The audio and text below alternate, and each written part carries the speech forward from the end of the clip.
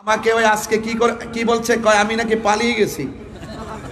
আমাকে আমাকে আমার ডান দিক দিয়ে পুলিশ প্রশাসন ব্যারিকেড দিছে, বাম দিক দিয়ে ব্যারিকেড দিছে, সবাই আসছে আমাকে মানে আমাকে এখানে হয়তো নিতে আসছে, ধরতে আসছে, গ্রেফতার করে যাই করতে আসছে। এখন পরের দিন আমার চট্টগ্রাম মাহফিল, আমি কি সারা রাত্র সেখানে পড়ে থাকতে পারবো? তো আমি আমার বিকল্প রাস্তায় চন্দনাশ আসছি, মারহাবা জোরে গণ্য গেল। তো আমি আমার প্রোগ্রামে শান্তিপ্রিয় যেভাবে ভালো সেভাবে আসবো। কথা বলেন ঠিক কিনা? আমি অনুরোধ করব অনর্থক এই শান্তিপ্রিয়, ঘুমন্ত, অত্যন্ত শান্তিপ্রিয় সুন্নি জনতাকে ডিস্টার্ব করবেন না। আপনারা আপনাদের মতো থাকুন, আমাদেরকে আমাদের মতো থাকতে দিন। আপনারা শান্তিতে থাকুন, আমাদেরকে শান্তিতে থাকতে দিন। আমি প্রশাসনের বিরুদ্ধে নয়, আমি জানি প্রশাসনকে একটা মহল সর্বোচ্চ চাপ প্রয়োগ করে আমাকে মামলার আসামি করা হয়েছে। আপনারা সেই পরাধীনতা থেকে বেড়ে যদি না আসেন, তাহলে আপনারা দেখেছেন তো দিন শেষে কিন্তু এইভাবে যদি চলতে থাকেন, তাহলে একদিন দেখবেন আপনাদের বিরুদ্ধে বহুত লোক বিভিন্ন প্রতিশোধের স্প্রে হাই মেতে উঠবে। তা আমরা আপনাদেরকে সেভ করতে চাই, আমরা আপনাদেরকে সহযোগিতা করতে চাই। সুন্নিদেরকে আপনাদের পাশে রাখেন, বাংলাদেশ পাল্টে দেব। কথা বলেন ঠিক কিনা? সুন্নিদেরকে প্রশাসনের পাশে রাখেন। ওরা গাদ্দারি করে না, ওরা বেঈমানি করে না, ওরা স্বার্থের জন্য আইন ব্যবহার করে না, ওরা সত্যকে প্রতিষ্ঠা করতে চায়, এই দেশটাকে সুন্দর করে সাজাতে চায়। অনর্থক আমাকে মিথ্যা মামলা দিয়ে হয়রানি করবেন না। এবং যারা মামলা করেছেন, অনুরোধ করব আপনারা নিশ্চয়ই আমাদেরকে স্বাধীনভাবে চলার সুযোগ দিবেন, ধর্মের কথাগুলো বলার সুযোগ দিবেন। অনর্থক কাহারও পাল্লাই পরে আপনারা সুন্নিদের বিরুদ্ধে স্টেপ নেবেন না, এর ফল ভালো হবে না। কারণ সুন্নিরা ওলি আল্লাহর পক্ষে, ওলি আল্লাহর পক্ষের মানুষকে যারা ডিস্টার্ব করে, তারা অতীতেও কোনোদিন ভালো থাকে নাই, ভবিষ্যতেও কোনোদিন ভালো থাকবে না। আগামীকাল 16ই ডিসেম্বর মহান বিজয় দিবস। এই দেশকে স্বাধীন করতে গিয়ে অসংখ্য বীর বাঙালি, এই দেশের সকল ধর্মের মানুষগুলো ঝাঁপিয়ে পড়ে পাকিস্তানের হানাদার বাহিনীর কাছ থেকে এই দেশের স্বাধীনতা, এই দেশের সার্বভৌমত্ব বুঝে নিয়েছিল।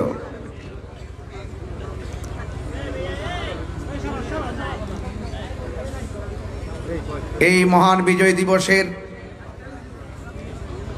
আনন্দ ঘন মুহূর্ত আর পিছন দিকে ফেরাস 30 লক্ষ শহীদের তাজা রক্তের বিনিময়ে বাংলাদেশ আমরা লাল সবুজের পতাকা উড়াতে পেরেছি। দেশের সার্বভৌমত্ব নিয়ে যখন দেশি বিদেশি চক্রান্ত চলছে, ঠিক ওই মুহূর্তে যখন আমরা মুক্তিযুদ্ধের চেতনায় স্বাধীনতার সপক্ষের শক্তিগুলো দেশকে নিয়ে ভাবতে শুরু করেছি, ঠিক ওই মুহূর্তেই আমাদেরকে স্তব্ধ করে দেওয়ার জন্য আমাদের মাথার উপরে কালো মেঘ জমেছে। মেঘ কেটে যাবে, আধার কেটে যাবে, আলো আসবে। কথা বলেন ঠিক কিনা? আমি প্রথমেই এই দেশকে স্বাধীন করতে গিয়ে 9 মাস রক্তক্ষয়ী সংগ্রামের মাধ্যমে যারা এই দেশকে শহীদ করে, এই দেশকে স্বাধীন করে যারা শহীদ হয়েছেন, আমি তাদের জন্য আল্লাহর কাছে দোয়া করি, আল্লাহ যেন তাদের প্রত্যেককে জান্নাতুল ফিরদৌসের আলা মাকাম দান করে। ভাইরা আমার, আহলুস সুন্নাত ওয়াল জামাত শান্তিপ্রিয় মানুষ, আহলুস সুন্নাত ওয়াল জামাত প্রশাসন বান্ধব মানুষ, ঠিক কিনা বলেন?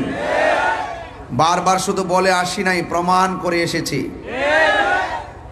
সেই ভালোবাসার প্রশাসন অনর্থক সবাই না, কিছু আছে যারা আমার বিরুদ্ধে অনর্থক হয়রানি এবং মিথ্যা ষড়যন্ত্রমূলকভাবে তারা মামলা করেছে। আমি প্রথমে এই কথা বলছি এই জন্য, কোনো যৌক্তিক কারণ ছাড়া হয়রানিমূলকভাবে আহলে সুন্নাত ওয়াল জামাতকে মামলা দিয়ে আমি আবারও দেখতে পাচ্ছি প্রশাসন এবং বিভিন্ন মিডিয়া, বিভিন্ন টিভি চ্যানেল, যে সাংবাদিকরা রয়েছেন, পুলিশ প্রশাসন এবং সাংবাদিকরা এখনো পরাধীন রয়ে গেছে। কথা বলেন ঠিক কিনা বলেন? এই পরাধীন রয়ে গেছে। পুলিশ প্রশাসনকে বলবো, আপনারা আর স্বাধীন হবেন কখন? আপনারা নিজে একটু স্বাধীন হন, আপনারা ঘুরে দাঁড়ান। মিডিয়াদেরকে বলবো, আপনারা সত্যটা প্রচার করে ঘুরে দাঁড়ান। আপনাদের সাথে আহলে সুন্নাত ওয়াল জামাত আছে। আপনারা পরাধীনতার শৃঙ্খলে আবদ্ধ থাকবেন না। হাত তুলে বলুন ঠিক কি না বলেন? পরিষ্কার কথা।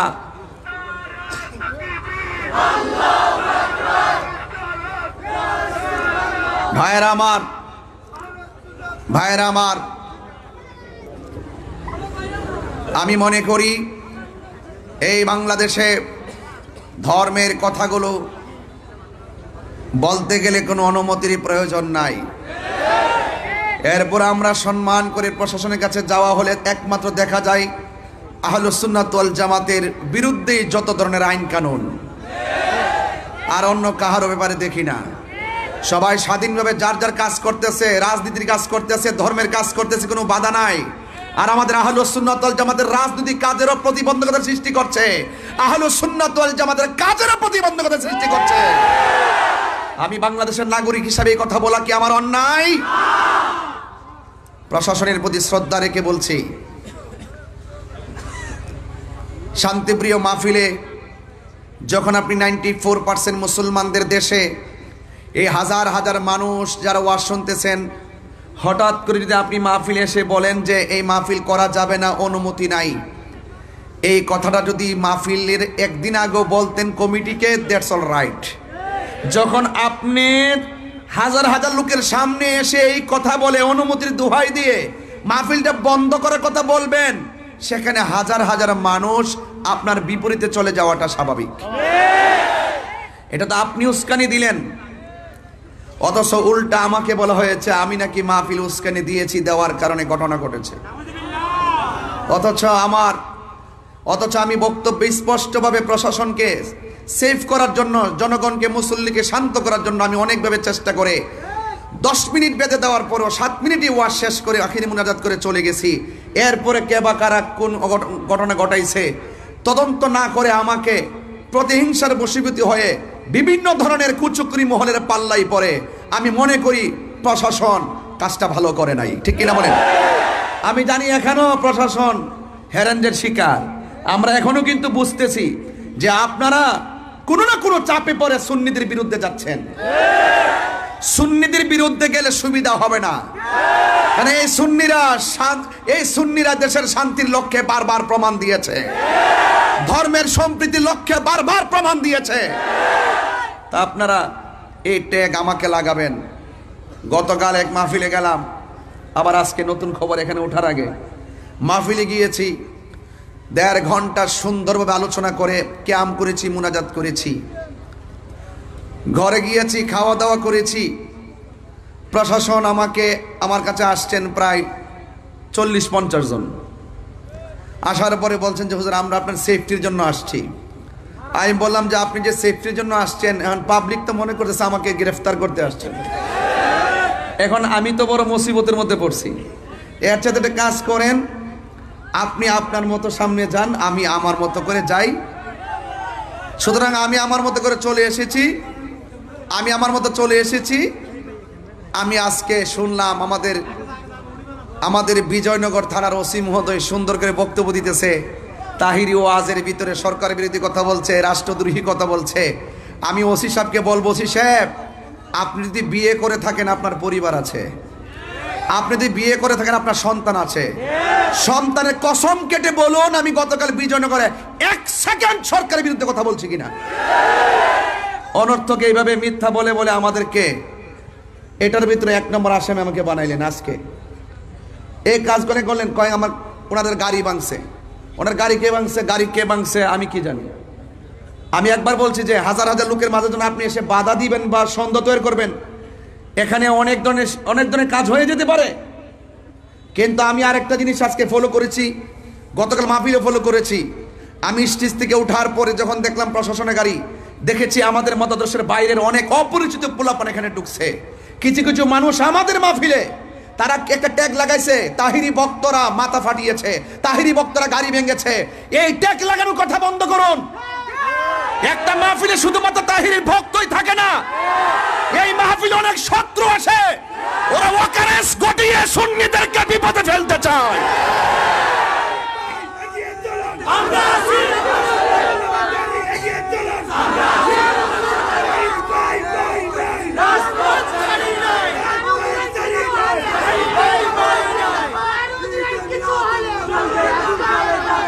আমি কিন্তু কিছুই বলি নাই, কিছুই করি নাই। আমাকে দেয়, আমি উস্কানি দেই। আসলে তাহিরুজের উস্কানি দেয় না, তাহিরুজের বাস্তব কথাগুলো বলে। ধন্যবাদ জানায় চট্টগ্রামের আপামর সুন্নি জনতাকে যে আমি একজন নগণ্য, আমার চট্টগ্রামের মানুষ দীর্ঘদিন ধরে দেখে আসতেছে মাজারে আক্রমণ হচ্ছে, কোনো ধরনের প্রোটেকশন নাই। বিভিন্ন খানকায় আগুন ধরিয়ে দেওয়া হচ্ছে, কোনো ধরনের প্রোটেকশন নাই। প্রাতিষ্ঠানিকভাবে সুন্নিদের প্রতিষ্ঠানকে দখল করার তাণ্ডব লীলা চলছে, প্রশাসনের কোনো নজরদারি নাই। শুধুমাত্র তাই নয়, আবার আমাদের মসজিদের ইমামগুলোকে খটিয়ে সেখানে দখলদারিত্ব চলছে, কোনো ধরনের প্রোটেকশন নাই। প্রত্যেকটা বিষয়ের ক্ষেত্রে যখন সুন্নিরা রুখে দাঁড়িয়েছে, তারা যখন পালিয়ে গিয়েছে, এক শ্রেণীর মানুষ এখন আমাদেরকে হামলা মামলার মাধ্যমে ব্যক্তিগত অ্যাটাক শুরু করেছে। কথা বলেন ঠিক কিনা? আজকে সারাদিন আমাদের চট্টগ্রামের আপামর সুন্নি জনতা যেইভাবে মাঠে প্রতিবাদ করেছেন, আমার অন্তরস্থল থেকে, হৃদয়ের গভীর থেকে আমি অনেক শ্রদ্ধা জানাই, অনেক ভালোবাসা জানাই। আপনারা যৌক্তিক দাবি করেছেন, আপনারা যৌক্তিক দাবিতে মাঠে প্রতিবাদ করেছেন, কারণ এই দেশটা কাহারো কাছে লিজ দেওয়া হয় নাই, এই দেশটা সবার। কথা বলেন ঠিক কিনা বলেন? এই জন্য ভাইয়ের আমার, আমি প্রথমে এই কথাগুলো বলছি। ইনশাল্লাহ আমার উপরে মামলা হয়েছে, হয়তোবা আমার জেল হবে।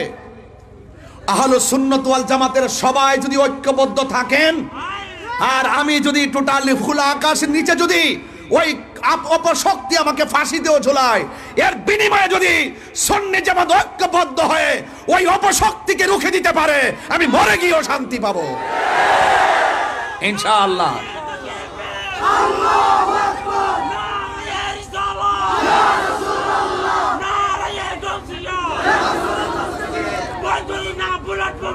ভাইয়ের আমার, সবাই জবান খুলে বলুন, আমরা সবাই ঐক্যবদ্ধ থাকতে চাই কি চাই না?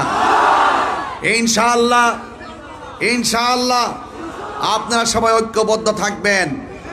মিথ্যার পরাজয় নিশ্চিত। কথা কন ঠিক কিনা?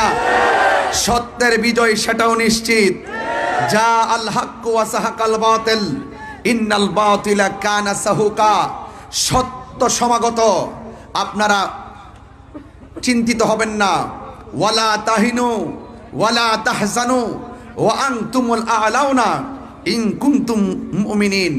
নিরাশ হয় না, হতাশ হয় না, বিজয় তোমারই হবে যদি তুমি মুমিন হতে পারো। কথা বলেন ঠিক কিনা? আরো বড় করে বলেন ঠিক কিনা বলেন। আসুন ভাইয়ের আমার, এই যে এই পৃথিবী একদিন শেষ হয়ে যাবে। জীবন মানে যুদ্ধ। আপনি যদি আল্লাহর জন্য, নবীর জন্য যদি জীবন দিতে পারেন, মনে রাখবেন না যে আপনি হেরে গেছেন। না, হকের জন্য যারা জীবন দেয় তারা বিজয়ী। কথা কন ঠিক কিনা? হকের জন্য যারা জীবন দেয় ওরা জিন্দা। ওরা কি? জিন্দা। আমরা আজকে হকের ময়দানে আছি। এখানে কোনো অপশক্তি যদি আমাদেরকে রুদ্ধ করতে চায়, আমরা প্রতিহত করবো ইনশাআল্লাহ।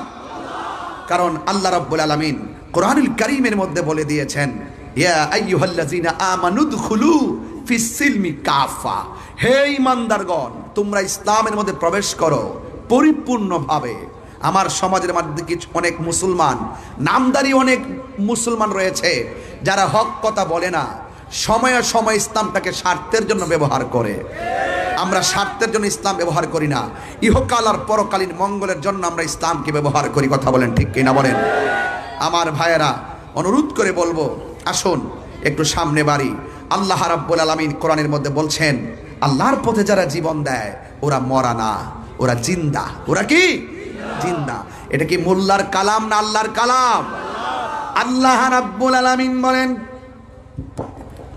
ওয়ালা তাকুলু লিমান ইউকতালু ফি সাবিলিল্লাহি আমওয়াত বাল আহইয়াউ ওয়ালাকিন লা তাশউরুন।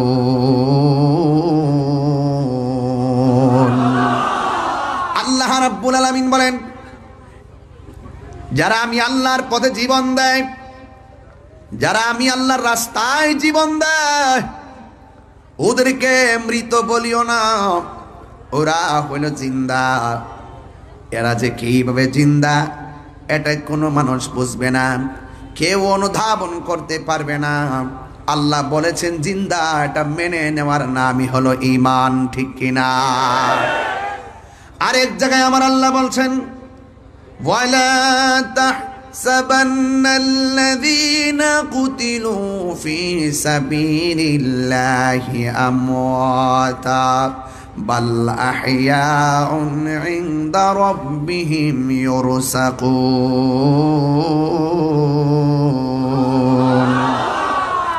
আল্লাহ রাব্বুল আলামিন পূর্বের আয়াতে বললেন, তোমরা আমি আল্লাহর পথে যারা জীবন দেই এদেরকে মুখ দিয়া মৃত বলিও না। আর এই জায়গায় আমার আল্লাহ রাব্বুল আলামিন বলছেন, আমি আল্লাহর পথে যারা জীবন দেয় এদেরকে মৃত বলে ধারণা করিও না। তার মানে কথা দুইটা, একটা জবান দিয়া বলা যাবে না, আর একটা মনে মনে ধারণা করা যাবে না। আপনারা জবান খুলে কন, আল্লাহর পথে যারা জীবন দেয় এরা যে জিন্দা বলেছেন কে? এরা শুধুমাত্র জিন্দা নয়, ওই প্রেমিকগুলো ইনদা রাব্বিহিম ইউরসাকুন।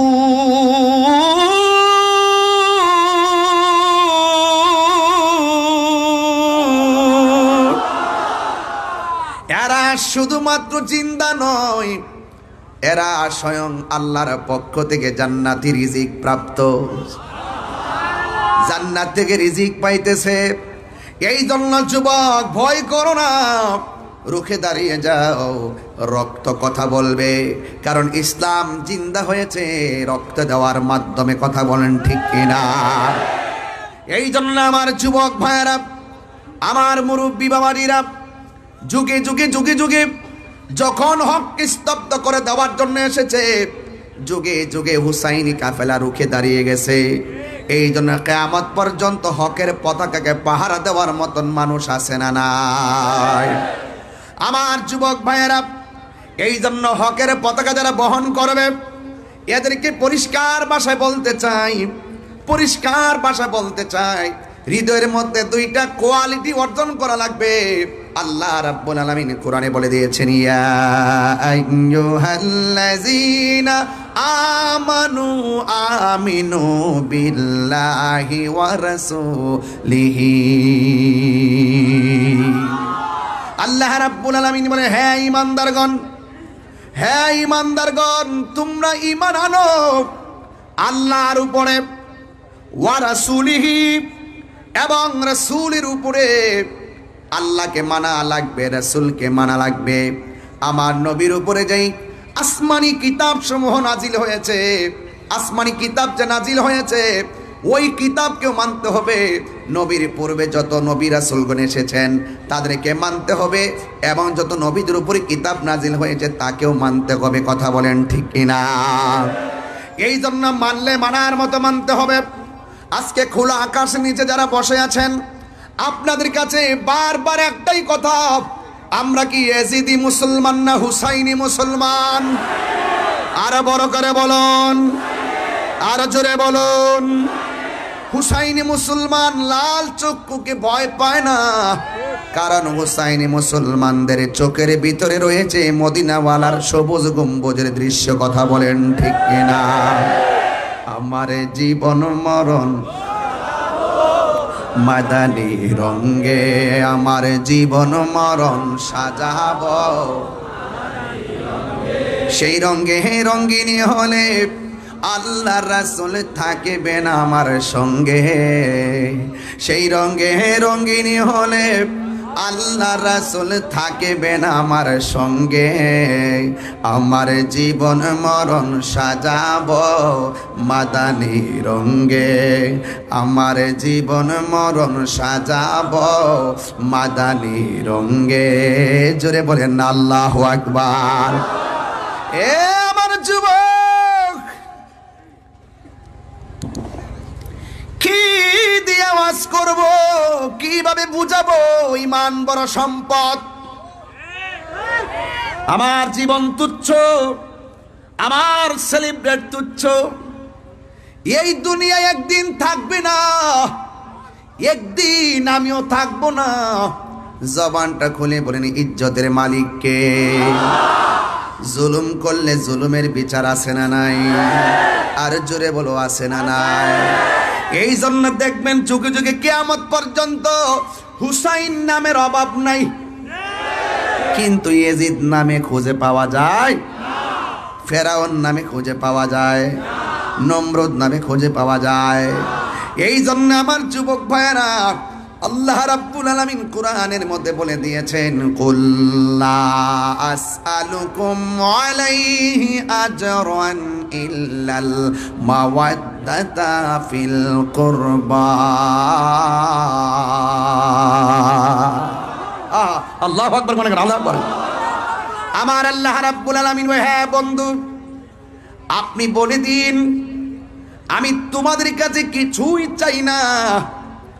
উহুদের জমিনে দন্ত মোবারক নবীর ভেঙ্গেছেন, ওই উহুদের জমিনে মাথার হেলমেট ভেঙ্গে নবীর মাথা মুবারকে করা মুবারক ঢুকে গেছে, রক্ত মুবারক ঝরে গেছে।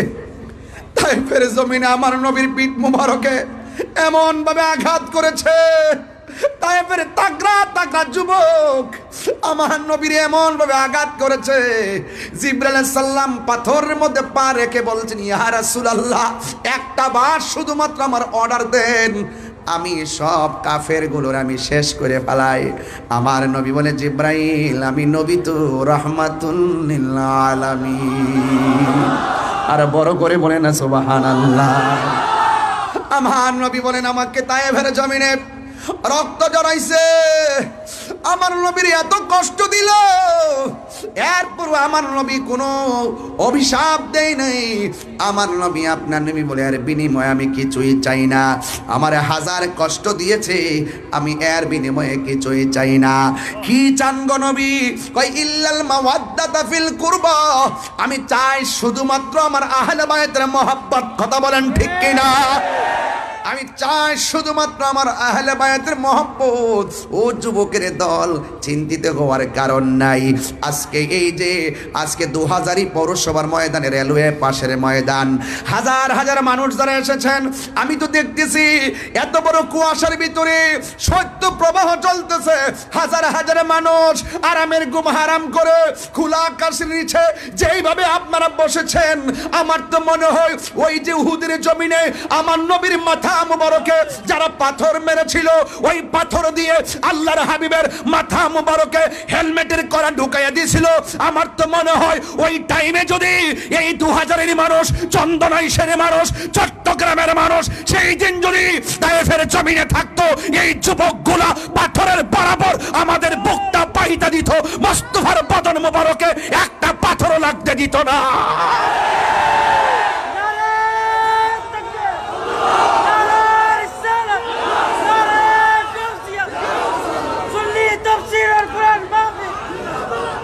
আল্লাহু আকবার বলেন, আল্লাহু আকবার, আরো বড় করে আল্লাহু আকবার।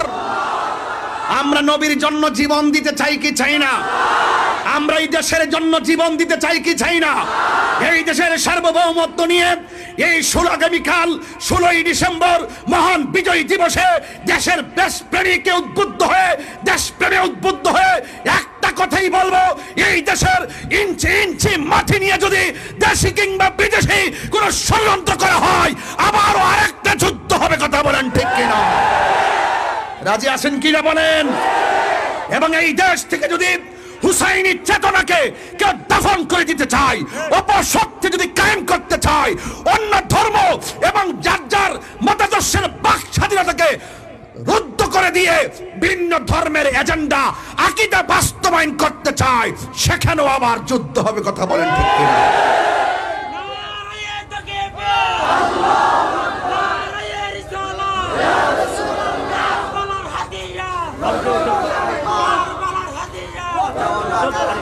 আমার ভাইয়েরা, ধর্ম আর দেশ, ঠিক কিনা?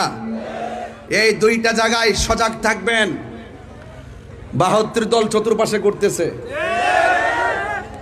এখন সাধু বেশে কথা বলতেছে, ভিতরে কুমতলব লুকায়িত আছে, এগুলো আমি টের পাইতেছি। এই জন্য বিচলিত নয়, কিন্তু এই দেশ আউলিয়া কেরামের দেশ। কেউ যদি মনে করে ওলি আল্লাহর মাজার ভেঙ্গে দিয়ে ওই আব্দুল ওহাব নজদির এজেন্ডা এই বাংলাদেশে বাস্তবায়ন করবে, সুফি জনতা একটাও ঘরে বসে থাকবে না ইনশাআল্লাহ। আমি যদি নাও থাকি, যদি কোনো কিছু হয়েও যায়, এক থাকবেন তো ইনশাআল্লাহ, এক থাকবেন তো ইনশাআল্লাহ, ওয়াদা আছে তো ইনশাআল্লাহ। আল্লাহ সকলকে নবীর জন্য কবুল করুক, গোসল আজমের জন্য কবুল করুক। আল্লাহ আমাদের সকলের অন্তরকে হুসাইনি চেতনায় উজ্জীবিত করে দাও। আমিন বলেন, আমিন বলেন। ভাইয়ের আমার, বেশি চিল্লাবো না, কথা একটাই, জীবন বারবার মরণ, জীবন বারবার মরণ একবার। মরবই যেহেতু, মরার মতো মরি, লড়ার মতো লড়ি, বাঁচার মতো বাঁচি, যা কর্ম 100 চুল পরিমাণ যেন নিফাক বিলে এতেকাদ না থাকে। আর নিফাক বিলে এতেকাদের কারণেই কারবালা হয়েছে। আজকে কারবালার ঘটনা যদি ইহুদিরে ঘটাইতো, মনটার মধ্যে বুঝ দিতাম, খ্রিস্টানে ঘটাইতো, মনটাই বুঝ দিতাম। ঘটনা ঘটাইছে কে? ওই যে দাড়িওয়ালারি, ওই দাড়িওয়ালা, টুপিওয়ালা, ভাগরিওয়ালা, মুখের মিষ্টি ব্যবহারওয়ালারা, এই ইয়াজিদের পেতাত্তারা এখনো বাংলাদেশে আছে। এই জন্য ধারা দুইটা হয়ে গেছে, একটা হুসাইনি, একটা এজিদি। এজিদি কখনো, এজিদের সাথে কখনো হুসাইনের মিল হবে না। প্রয়োজনে যুদ্ধ হবে, লড়াই হবে, রক্ত দিবে, এরপর হুসাইনি চেতনা ইনশাআল্লাহ বাংলাদেশে উঠবে। আলহামদুলিল্লাহ বলেন না কেন? ভাইরা আমার, বেশিক্ষণ লম্বা করব না, এরপরও বলি, আপনারা সবাই হুসাইনের পক্ষে আছেন তো? আরো জোরে আছেন তো ইনশাআল্লাহ? অনেকে বলে মামা, অনেকে বলে আয়ুব কই না, নিজাম ভাই কই, যে খানা খাওয়াইছ আজকে? আসিরে এতগুলো খাবার রেডি করছে, একেবারে পুরো টেবিল ভর্তি। পাগলা মারহাবা গন। আজকে আমার সুন্নি ভাইদেরকে রাজপথে দেখা কলজার থেকে বহুত দোয়া, অনেক কাফনের কাপড় পরে ওরা নেমছে। ওরা কি একটা গাড়ি ভাঙছে? কথা কন না গেলে গাড়িতে আগুন লাগাইছে? তা আমার ওই গত 2 দিনের ঘটনার মধ্যে কে ডিল দিছে, কেডা ভাঙছে, যাচাই বাছাই না করে তাহিরি রে দিয়ে দিছে আগুন। কথা কোন ঠিক না বেটি? সুন্নিদের ডায়েরিতে কি গাড়ি ভাঙচুর আছে? কোনো আগুন জ্বালাও ফুরাও আছে? কোনো মারামারি আছে? আল্লামা শহীদ নুরুল ইসলাম ফারুকী রহমতুল্লাহের আন্দোলনে সারা বাংলাদেশে গাড়ি সব বন্ধ করছিলাম, একটা গাড়ি থেকে আমরা আগুন দিছি। তাহলে এটা বুঝতে হবে, যতই ষড়যন্ত্র করেন ওই তাদের চরিত্রের সাথে সুন্নিদেরকে মিলাবেন না। কেবা কারা ডুইকে আমাদের সুন্নিদেরকে ট্যাগ দেওয়ার জন্য আইসা একটা অকারেন্স ঘটায় চলে গেছে, আর আমাদেরকে শু করলেন, আমাদেরকে ঢুকাই দিলেন। এটা উচিত না, আপনাদের বোঝা দরকার আছে। কথা কোন ঠিক কিনা বলেন? তবে সুন্নিরা, আহলুস সুন্নাত ওয়াল জামাতের প্রত্যেকটা প্রেমিক যেইভাবে আমি গুনাহগারের জন্য আজকে কথা বলছি, আমি আবারও বলছি, আমার হৃদয় থেকে অনেক ভালোবাসা, অনেক দোয়া, অনেক আন্তরিকতা, এটাই চেয়েছি, এটাই হওয়া উচিত। আজকে তাহিরি, কালকে আরেকজন, এরপর সেদিন আরেকজন হবে, এরপর আরেকজন হবে। আমরা ঘরে বসে থাকবো না। কথা কোন ঠিক কিনা? আহলে সুন্নাত ওয়াল জামাতের একটা রিকশাওয়ালা কেউ যদি কেউ এইরকম হ্যারাস করে, আমরা মাঠে লড়বো ইনশাল্লাহ। কথা কোন ঠিক কিনা? বাস আমরা দাবি আদায় লক্ষ্যে লড়বো। এমন হচ্ছে আমরা দেশকে অস্থির করে ফেলবেন সেরকম না। দাবি মেনে নেন, আমাদেরকে শান্তিতে থাকতে দেন, আপনারা শান্তিতে থাকেন। ঠিক কিনা বলেন? এই জন্য অনেকেই বলে ইমামে আলী মুকাম কারবালার জমিনে যুদ্ধ করতে গেছে। আমাকে যদিও বিষয় দিয়েছেন, আমি ব্যস্ততার কারণে ওইদিকে যাইতে পারবো না, আমি আমার মতো করে বলে দিয়ে যাই। আমার ভাইয়েরা অনেকে বলেন ইমামে হুসাইন রাদিয়াল্লাহু তাআলা আনহু, এদিকে তাকান, যুদ্ধ করার জন্য কারবালায় গেছে। এই অপবাদটা অনেকে দেয়, আছে না নাই বলেন? আমি সরল ভাষায় বলে দিয়ে যাই, তিনি যুদ্ধ করার জন্য যায় নাই। কেন গিয়েছেন তা আপনারা জানেন? যদি তিনি যুদ্ধ করতে যাইতেন 6 মাসের বাচ্চা নিতেন না। যদি তিনি যুদ্ধ করার জন্য যাইতেন তাইলে কোনোদিন ওনার সঙ্গে নিজের স্ত্রী নিজের মেয়েকে নিয়ে যেতেন না। তিনি গিয়েছেন দাওয়াতে। কিসে গিয়েছেন? দাওয়াতে গিয়েছে। যাওয়ার পরে তারা পানি বন্ধ করছে। আল্লাহর হাবিব বলেন, সব যাই করো না করো, 2টা জিনিসের বাধা দিও না। একটা হলো পানি, আর একটা হলো রাস্তা। এই 2টা জিনিসের বাধা দিও না। কথা বলেন ঠিক কিনা? আমার ভাইয়েরা, এই জন্য আমি প্রায় মাহফিলের মধ্যে গজলটা সুরে সুরে বলেছি, আজকেও বলবো, কষ্ট হবে আপনাদের। মুঝে কো ফাওয়ালো মুসাফির না সমঝো मैं